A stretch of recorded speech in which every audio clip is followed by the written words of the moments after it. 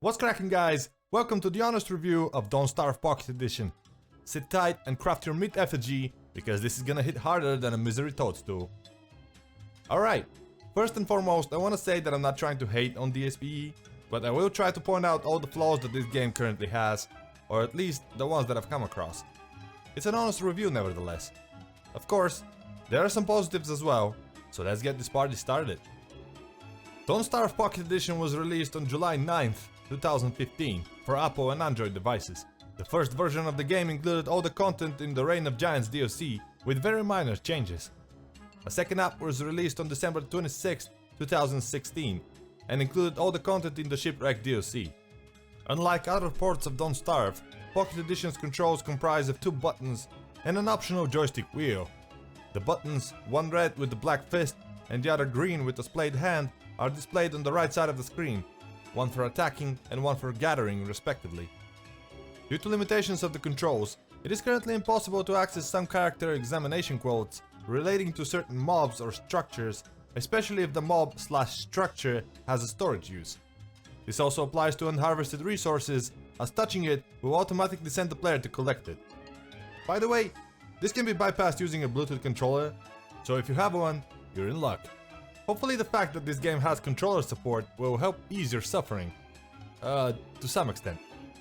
Another trade-in of the mobile platform is that the game world and sprite resolution are noticeably of lower quality.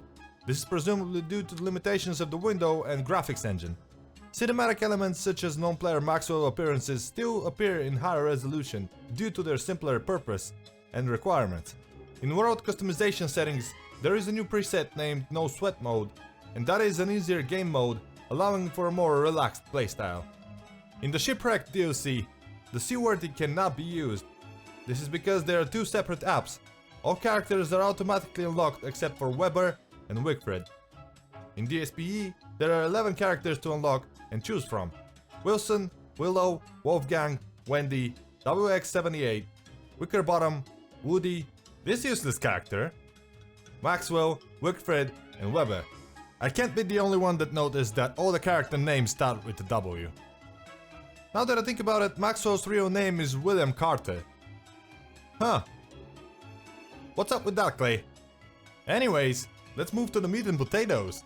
Here are the issues. First major problem are the saves and the situation with those. I've explained in one of my previous videos that the game has no option to back up your saves. Unfortunately, there is still no update in regards to that. I've received some comments in my previous video dedicated to that issue about iOS not having the problem with iCloud. Hopefully, that is true. I can't be sure if that is indeed the case though, because I do not own an iOS device to test it. So, if I were you, I'll take that with a grain of salt. Android though, is still in the same situation as before. Now, I ain't trying to flame up an Android versus an iOS war in the comments. Hold your horses. Or Biffalo. I'm just saying that Clay needs to step up their game. At least a bit. And do something about that for the community, no matter the damn platform. Second problem are crashes and lags, especially when you visit the ruins. I've experienced a lot of lag and even game crashes when I tried to visit the ruins. And that is on a phone with almost the latest hardware. I'm running this game on a Qualcomm Snapdragon 865 processor, that's 8 cores, 12 gigs of RAM and an Adreno 650 as a GPU. Overall, I didn't notice any lags, crashes or any of that sort if I just stayed on the surface, but let's be real. You will need to venture in there if you're looking to progress the game, especially if you're aiming to figure out the story behind it. Now on the other hand, if you're just trying to survive for as long as you can without going into the caves or any deeper, you should be just fine. Third issue with the game is that there is no official mod support. If you're a DST player, forget about all the mods that you're used to. In DSPE, it's close to impossible to play with those if you're using the official version of the app, or apps in this case.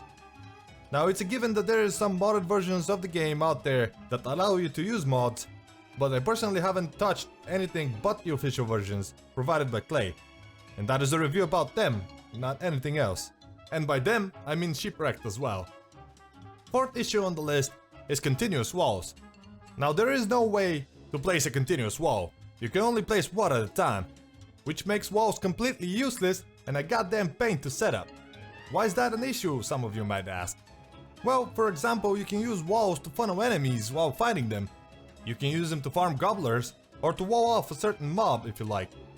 There's a lot of strategies involving walls, and having that cut from the game, or at least, you know, being so difficult to place, is a real pain in the ass. The game is far from a perfectly polished experience that without a doubt will turn most people down. However, if you're a fan of the game and you want a portable version to play on the bus for example, that's better than nothing. Keep in mind though, if your phone dies, you lose it, or something else of that sort happens, your precious saves are gone.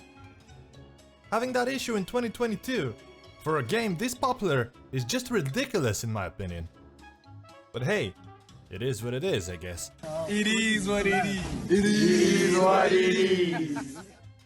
If you're looking to buy the game or the DLC, which is a standalone game, as I said on mobile, this will set you back 5 USD for either of those. Is that a justified price? I don't know. I'll let you decide that. Overall, it's not that bad of an experience, but it's not that great as well. It's more of a meh than anything else. Does it allow you to play Don't Starve on your phone? Kinda. So I guess you gotta give it some props for that.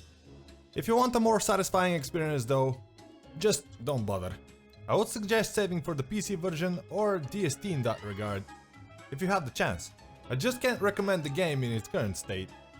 From what I've seen, Clay does keep updating it, but with some minor fixes. If I have to be optimistic, I'll say that maybe one day they will bring it to a full-fledged port of the original, if they keep at it. Maybe even add multiplayer. Who knows?